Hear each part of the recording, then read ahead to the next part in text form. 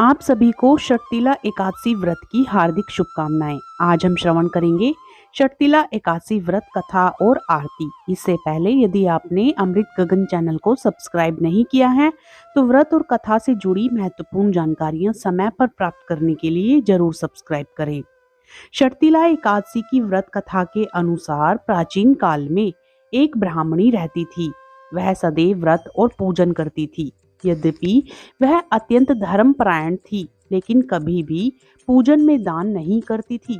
ना ही उसने कभी देवताओं या ब्राह्मणों के निमित्त अन्न या धन का दान किया था। उसके कठोर व्रत और पूजन से भगवान विष्णु प्रसन्न थे, लेकिन उन्होंने सोचा कि ब्राह्मणी ने व्रत और पूजन से शरीर शुद्ध कर लिया है, इसलिए इसे बैकुंठ लोक तो मिल ही जाएगा। परंतु इसने कभी भी अन्न का दान नहीं किया है, तो बैकुंठ लोक में इसके भोजन का क्या होगा। ऐसा सोचकर भगवान विष्णु भिखारी के वेश में ब्राह्मणी के पास गए और उससे भिक्षा मांगी। ब्राह्मणी ने भिक्षा में उन्हें एक मिट्टी का ढेला दे दिया। भगवान उसे लेकर बैकुंठ लोक में लौट आए। कुछ समय बाद ब्राह्मणी भी मृत्यु के बाद शरीर त्याग कर बैकुंठ लोक में आ गई।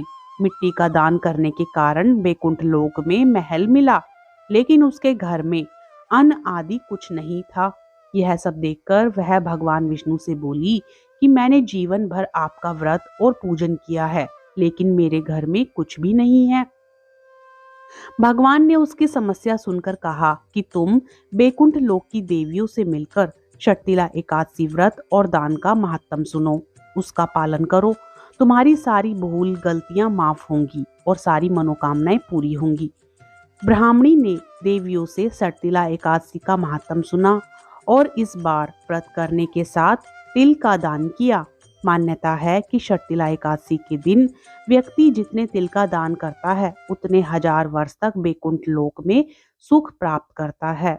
इस प्रकार षटतिला एकादशी व्रत कथा संपूर्ण होती है। अब श्रवण कीजिए ग्यारस माता की कथा। एकादशी के दिन ग्यारस माता की कथा भी सुनी जाती है। एकादशी व्रत के दिन एकादशी माता की कथा को सुनने मात्र से संपूर्ण फल की प्राप्ति होती है। तो प्रत्येक एकादशी पर एकादशी माता की कथा को अवश्य सुनना या पढ़ना चाहिए।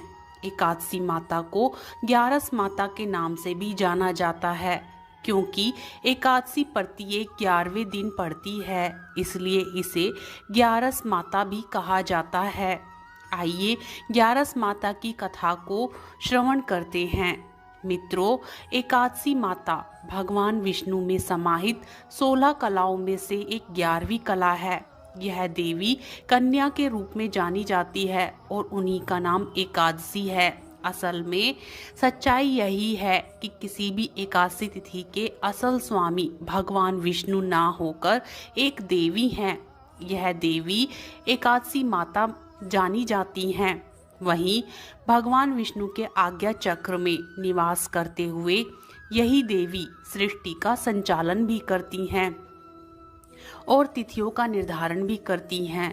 इन्हीं एकादशी देवी के लिए हर माह में 2 बार एकादशी का व्रत रखा जाता है। देवी ने ही भगवान विष्णु को अपनी तिथि सौंपकर इस दिन उन्हें उनकी पूजा का अधिकार दिया है।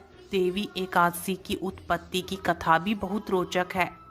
एक बार एक दैत्य था जिसका नाम मोर था। मोर ने तीनों लोकों पर विजय पाई और देवताओं को स्वर्ग से निकाल दिया। देवताओं को स्वर्ग से निकालकर अनीति और अन्याय को बढ़ावा देने लगा। उसे वरदान था कि वह एक ऐसी कन्या के हाथ से ही मरेगा जो कि अजन्मी हो। देव दानव युद्ध होने पर भगवान विष्णु ने उसका पीछा किया, लेकिन वह उसे वरदान के कारण मार नहीं सकते थे। ऐसे में भगवान बद्रिका स्थित सिंहवती गुफा पहुंच गए और विश्राम करने लगे। मद में चूर दानव उन्हें मारने पहुंचा। उस समय योग निद्रा में लीन भगवान दैत्य के अंत के विषय में ही सोच रहे थे। इतने में उनके आज्ञा चक्र से एक कन्या प्रकट हुई और उसने मोर का वध कर दिया। यही कन्या एकादशी थी। भगवान ने एकादशी तिथि को वरदान दिया कि जो भी एकादशी के दिन मेरा नाम लेते हुए तुम्हारे व्रत को धारण करेगा उसे वैकुंठ जरूर मिलेगा। उपवास को करने से जहाँ हमें शारीरिक पवित्रता और निरोगता प्राप्त होती है, वहीं अन्न तिल आदि दान करने से धन धान्य में बढ़ोतरी होती है। इससे यह भी सिद्ध होता है कि मनुष्य जो और जैसा दान देता है, शरीर त्यागने के बाद उसे फल भी वैसा ही प्राप्त होता है। अतः धार्मिक कृत्यों के साथ साथ हमें दान भी अवश्य करना चाहिए। शास्त्रों में वर्णित है कि बिना दान किए कोई भी धार्मिक कार्य संपन्न नहीं होता। आज एकादशी के दिन भले ही आप भगवान विष्णु की पूजा आरती करें, लेकिन एकादशी माता का भी अनुष्ठान और व्रत कथा का श्रवण अवश्य करना चाहिए। एकादशी माता की आरती भी जरूर पढ़नी चाहिए।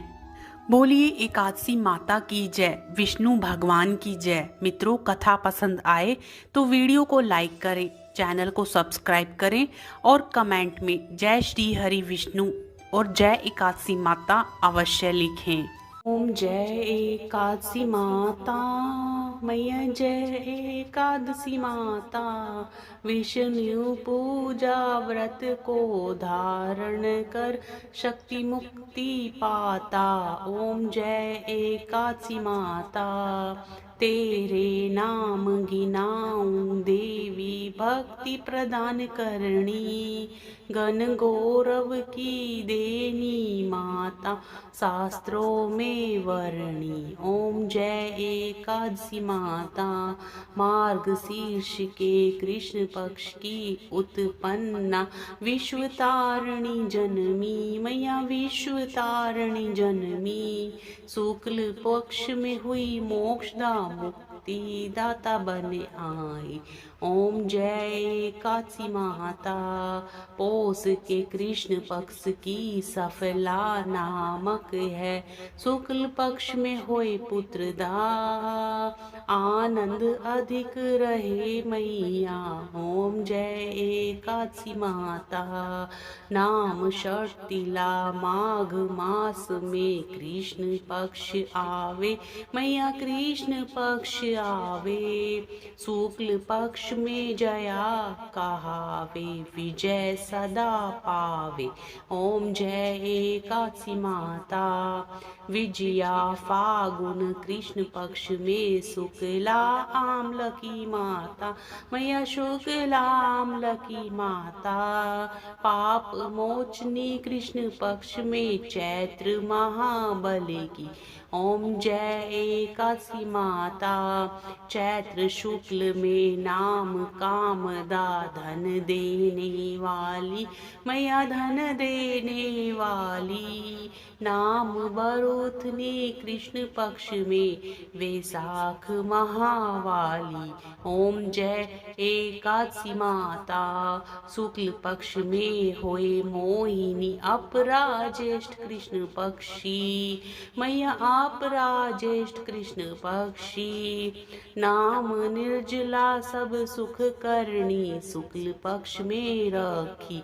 ओम जय एकादशी माता, योगिनी नाम आषाढ़ में जानो कृष्ण पक्ष करनी, मैया जानो कृष्ण पक्ष करनी, देव शयनी नाम कहायो शुक्ल पक्ष धरनी। ओम जय एकादशी माता, कामिका श्रावण मास में आवे, कृष्ण पक्ष कहिए, मैया कृष्ण पक्ष कहिए, श्रावण शुक्ला होए पवित्रता आनंद से रहिए। ओम जय एकादशी माता, अजा भाद्रप्रद कृष्ण पक्ष की परिवर्तनी शुक्ला इंद्रा अश्विन कृष्ण पक्ष में, व्रत से भाव सागर से निकला।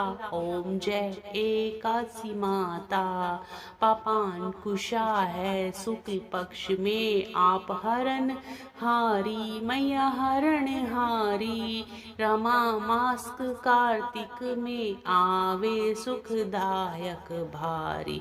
ओम जय एकादशी माता देवोत्थानी शुक्ल पक्ष की दुख नाशक मैया, मैया दुख नाशक मैया। पावन मास में करूं विनती पार करो नैया। ओम जय एकादशी माता परमा कृष्ण पक्ष में होती जन मंगल करणी, मैया मंगल करणी। शुक्ल मास में होए पद्मिनी दुख दरिद्र हरणी। ओम जय एकादशी माता। जो कोई आरती एकादशी की भक्ति सहित गावे, मैया भक्ति सहित गावे, जन गुरुदीता स्वर्ग का वासा निश्चय वह पावे। ओम जय एकादशी माता।